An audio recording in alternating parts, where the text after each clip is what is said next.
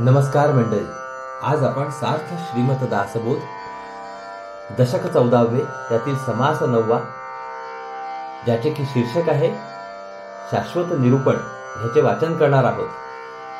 पण त्याआधी आज श्री समर्थ रामदास स्वामी जयंती निमित्त तुम्हा सर्वांना हार्दिक शुभेच्छा आणि विनम्र अभिवादन.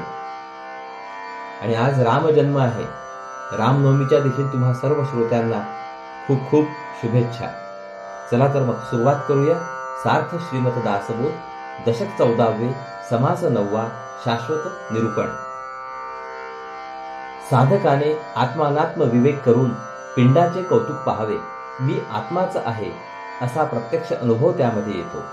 मग सारासार विचाराने ब्रह्मांड रचनेचे कौतुक बघावे. त्यात नाशवंत असार निघून जाते व शाश्वत सार तेवढे टिकते. तेच परब्रह्म होय. अंतरात्मा सगुण आहे, तोच देव समजावा. त्याचे ज्ञान झाले की साधक नंतर निर्गुणापर्यंत पोहोचतो. निर्गुणाच्या साक्षात्काराने ज्ञानाचे विज्ञान होते. अज्ञान, विपरीत ज्ञान आणि ज्ञान या तिन्हींचा लोप होतो, तेव्हाच विज्ञान उदय पावते. निरंतर निर्विकारपणाने असणारे ब्रह्म ज्ञानदृष्टीने पहावे व त्याच्याशी अनन्य होऊन राहावे. अशा अनन्यतेला आत्मनिवेदन म्हणतात. मायेची भीड न धरता जे भ्रमरूप आहे ते सारे बाजूस सारावे म्हणजे परब्रह्म पावते. प्रथम पिंडाचे कौतुक पहावे व नंतर ब्रह्मांडाचे कौतुक पहावे. आत्मानात्म विवेकाने आत्मज्ञान करून घ्यावे व सारासार विचाराने ब्रह्मज्ञान करून घ्यावे. चला तर मग आता ओवी वाचनाला सुरुवात करूया. सार्थ श्रीमद दासबोध दशक 14 समास 9 शाश्वत निरूपण. श्रीराम समर्थ. जय जय रघुवीर समर्थ. पुनश्च तुम्हा सर्वांना रामनवमीच्या हार्दिक शुभेच्छा आणि श्री स्वामी समर्थ महाराजांच्या जयंती निमित्त विनम्र अभिवादन. पिंडाचे पाहिले कौतुक, शोधिला आत्मानात्म विवेक. पिंड अनात्मा, आत्मा एक, सकळ करता. आपण पिंडाचे कौतुक पाहिले. आत्मानात्म विवेकाने पिंड रचना शोधून पाहिली. त्यात असे प्रत्ययास आले की पिंड किंवा देह अनात्मा आहे आणि आत्मा एक आहे व सर्व करता आहे. आत्म्यास अनन्यता बोलिली, ते विवेके प्रत्यया आली. आता पाहिजे समजली ब्रह्मांड रचना. मी आत्माच आहे असे वेदांत शास्त्र सांगते. विवेकाने त्याचा साक्षात अनुभव आला. आता ब्रह्मांड रचना समजावून घेणे जरूर आहे. आत्मानात्म विवेक पिंडी, सारा सार विचार ब्रह्मांडी. विवर विवरो हे गोडी, घेतली पाहिजे. पिंडाची रचना समजण्यास आत्मानात्म विवेक लागतो, तसा ब्रह्मांड रचना समजण्यास सारासार विचार लागतो. सतत असा विचार करीत गेले म्हणजे त्याची गोडी चाखायला मिळते. पिंड कार्य ब्रह्मांड कारण, याचे करावे विवरण. हेची पुढे निरूपण, बोलिले असे. पंचभूतात्मक ब्रह्मांड हे पिंडांचे मूळ कारण आहे. ब्रह्मांड कारण तर पिंड त्याचे कार्य होय. याचे विवरण करण्यासाठी या समासात तोच विषय सांगितला आहे. साऱ्या पंचभूतांचा मूळ मायेतच लय कसा होतो ते आता श्री समर्थ सांगतात. असार म्हणजे नासिवंत, सार म्हणजे ते शाश्वत. जयास होईल कल्पांत, ते सार नव्हे. असार ते नाशवंत तर शाश्वत ते सार होय. ज्याचा आज ना उद्या नाश होतो ते सार नव्हे. पृथ्वी जळापासून झाली, पुढे तेजळी मिळाली. जळाची उत्पत्ती वाढली, तेजापासूनी. पाण्यापासून पृथ्वी झाली, पण पुढे ती पाण्यात विरली. तेजापासून पाण्याची उत्पत्ती होते. ते जळ तेजे शोषिले, मग तेजे आटोन गेले. पुढे तेजची उरले सावकाश. तेज पाणी शोषून टाकते. महातेजाने सारे पाणी आटून गेले. पुढे तेज तेवढे काय ते उरले. तेज झाले वायो पासूनी, वायो झडपी तया लागुनी. तेज जाऊनी दाटणी, वायोचीच झाली. वायूपासून तेज झाले. वायू तेजाला विझवून टाकतो. मग तेज जाऊन जिकडे तिकडे वायू गच्च भरून राहतो. वायो गगनापासूनी झाला, मागुता तेथेंची विराला.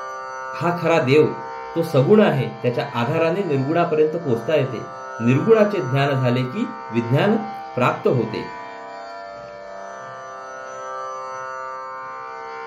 देव अंतरात्मा सगुण, सगुणे पाविजे निर्गुण, निर्गुण ज्ञाने विज्ञान होतसे. कल्पनेतीत जे निर्मळ, तेथे नाही मायामळ, मिथ्यत्वे दृश्य सकळ होत जाते. मानवी कल्पनेच्या पलीकडे असणारे ब्रह्म अत्यंत निर्मळ आहे. त्याच्या ठिकाणी मायेचा मल नाही. त्याच्या ठिकाणी सारे दृश्य होते आणि जाते खरे, पण ते खोटेपणाने घडते. जे होते आणि सवेंची जाते, ते ते प्रत्ययास येते. जेथे होणे जाणे नाही, ते विवेके ओळखावे. जे होते आणि कालांतराने नाहीसे होते, ते दृश्य अनुभवाला येते. पण परब्रह्मामध्ये होणे नाही आणि जाणे नाही, ते विवेकाने अनुभवास आणावे. अज्ञान, विपरीत ज्ञान, ज्ञान या साऱ्या दृश्य विश्वाच्या अनुभवातील कल्पना आहेत. त्या सर्व लोपल्या की ब्रह्म साक्षात्कार घडतो. ते विज्ञान होय. निर्विकार ब्रह्म ज्ञान दृष्टीने पाहून त्याच्याशी अनन्य व्हावे, हेच आत्मनिवेदन होय. एक ज्ञान एक अज्ञान, एक जाणावे विपरीत ज्ञान, हे त्रिपुटी होय क्षीण तेची विज्ञान. एक ज्ञान, दुसरे अज्ञान आणि तिसरे विपरीत ज्ञान, अशी ही त्रिपुटी आहे. ही त्रिपुटी क्षीण झाली की विज्ञान प्रकट होते. विपरीत ज्ञान भ्रमरूप असते. तो अज्ञानाचा स्वाभाविक परिणाम आहे. प्रथम विपरीत ज्ञान नाश पावते, पण अज्ञान शिल्लक उरते. आत्मज्ञानाने ते नाश पावते. पुढे अज्ञान नाहीसे करणारे ते ज्ञानही शांत होते आणि अखेर विज्ञान कायमपणे येते. वेदांत सिद्धांत धादांत याची पहावी प्रचित, निर्विकार सदोदित जेथे तेथे. वेदांत सिद्धांत म्हणजे शास्त्र प्रतीती आणि धादांत म्हणजे आत्मप्रतीती, या साऱ्या प्रचिती ताडून पाहाव्या. निर्विकार परब्रह्म निरंतर जसेच्या तसेच असते, हेच प्रचितीला येईल. ते ज्ञानदृष्टीने पहावे, पाहून अनन्य राहावे. मुख्य आत्मनिवेदन जाणावे, याचे नाव. परब्रह्म ज्ञानदृष्टीने पहावे, ते तसे पाहून त्याच्याशी तदाकार व्हावे, यालाच मुख्य आत्मनिवेदन म्हणतात. दृश्यास दिसते दृश्य, मनास भासतो भास. दृश्य भासातीत अविनाश परब्रह्म ते. दृश्याला दृश्य दिसते, मनाला भास होतो, पण परब्रह्म दृश्य आणि भास यांच्या पलीकडे अविनाशपणे असते. असे अविनाशपणे राहणारे तेच परब्रह्म होय. पाहो जाता दुरीच्या दुरी, परब्रह्म सबाहे अंतरी. अंतची नाही अनंत सरी, कोणास द्यावी. दृश्याच्या दृष्टीने पाहायला गेले तर ते परब्रह्म कुठल्या कुठे दूर आहे असे वाटते, पण ते सर्व ठिकाणी आत बाहेर भरलेले आहे. ते अनंत आहे, त्यास कोठेच अंत नाही. त्याची बरोबरी करणारी वस्तूच विश्वामध्ये नाही. चंचलते स्थिरावेना, निश्चलते कदापि चलेना. आभाळ येते जाते गगना, चलन नाही. जे चंचल असते ते कधी स्थिरपणाने राहत नाही. जे निश्चल असते त्यात कधी अस्थिरपणा असत नाही. आकाशामध्ये आभाळ येते व जाते, तरी आकाश जसेच्या तसेच राहते. असेच परब्रह्म निश्चळ आहे. जे विकारे वाढे मोडे, तेथे शाश्वतता कैची घडे. कल्पांत होताच विघडे सकळ काही. ज्याच्यामध्ये विकार होतो आणि त्यामुळे जे वाढते आणि मोडते, त्याच्या बाबतीत शाश्वतपणाची अपेक्षा करता येत नाही. कल्पांत समयी विकारशील सारे पार नाश पावते. जे अंतरीच भ्रमले, माया संभ्रमे संभ्रमले. तयास हे कैसे उकले, आव्हाट चक्र. ज्याच्या अंतर्यामी भ्रमाचे ठाण आहे, मायेच्या अंमलाने जे गोंधळून गेलेले आहेत, त्यांना हे विलक्षण अवघड चक्र उकळणे शक्य नाही. भ्रमाने पछाडलेल्या माणसांना ही अवघड समस्या सुटत नाही. भिडेने व्यवहार निवडेना, भिडेने सिद्धांत कळेना. भिडेन देव आकळेना, अंतर्यामी. दृश्याच्या दडपणाने भ्रमात राहणाऱ्या माणसाला व्यवहाराचे स्वरूप कळत नाही. त्याच दडपणाने शास्त्र सिद्धांत काय आहे हे त्याला कळत नाही, आणि त्याच दडपणाने अंतर्यामी नांदणारा अंतरात्मा त्यास आकलन होत नाही. वैद्याची प्रचित येईना आणि भीडही उल्लंघेना, तरी मग रोगी वाचेना ऐसे जाणावे. समजा एखादा रोगी एका वैद्याचे औषध घेतो आहे. त्याला वैद्याच्या औषधाची काहीच प्रचिती येत नाही. औषधाने रोगात काही कमी होत नाही अशी परिस्थिती आहे. पण त्या रोग्याला वैद्याची भीड काही मोडवत नाही, म्हणून दुसऱ्या वैद्याकडे जाता येत नाही. असा रोगी काही वाचत नाही हे समजून चालावे. जेणे राजा ओळखीला तो राव म्हणेना भलत्याला, जेणे देव ओळखीला तो देवरूपी. जो राजाला बरोबर ओळखतो तो भलत्याच माणसाला राजा म्हणणार नाही. त्याचप्रमाणे जो देवाला बरोबर ओळखतो तो भलत्याचाच देव म्हणणार नाही. तो स्वतः देवरूपच बनून जातो. जया समायिकाची भीड ते काय बोलेल द्वाड, विचार पाहता उघड सकळ काही. ज्याला माईक अशाश्वताची किंवा दृश्याची भीड पडते, जो दृश्याच्या तडाख्यात असतो, तो अर्धवट देवाबद्दल बरोबर सांगणे शक्य नाही. आपण विचार केला तर ह्या साऱ्या गोष्टी उघडपणे कळतात. भीड माये ऐलीकडे, परब्रह्म ते पैलीकडे, पैलीकडे ऐलीकडे सदोदित. मायेचे दडपण अलीकडचे आहे आणि परब्रह्म मात्र मायेच्या पलीकडचे आहे. माया अलीकडे आणि परब्रह्म पलीकडे असा हा कायमचा प्रकार आहे.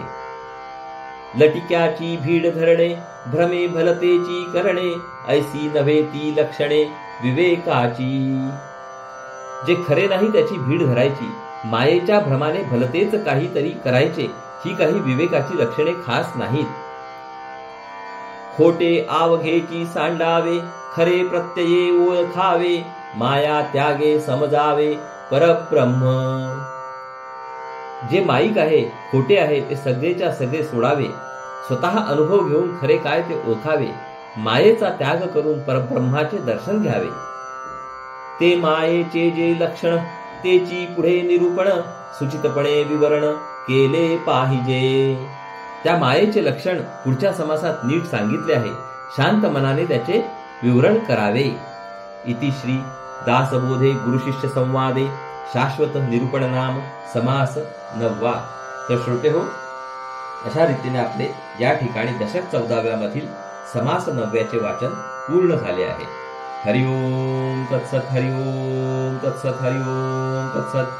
हरे कृष्ण कृष्ण कृष्ण हरे हरे, हरे राम राम राम हरे हरे, हरे कृष्ण कृष्ण कृष्ण हरे हरे, हरे राम राम राम हरे हरे, हरे कृष्ण कृष्ण कृष्ण हरे हरे, हरे राम राम राम हरे हरे, हरे कृष्ण कृष्ण कृष्ण हरे हरे, हरे राम राम राम हरे हरे, हरे कृष्ण कृष्ण कृष्ण हरे हरे, हरे राम राम राम हरे हरे, हरे कृष्ण कृष्ण कृष्ण हरे हरे, हरे राम राम राम हरे हरे, हरे कृष्ण कृष्ण कृष्ण हरे हरे, हरे राम राम राम हरे हरे, हरे कृष्ण कृष्ण कृष्ण हरे हरे, हरे राम राम राम हरे हरे, हरे कृष्ण कृष्ण कृष्ण हरे हरे, हरे राम राम राम हरे हरे, हरे कृष्ण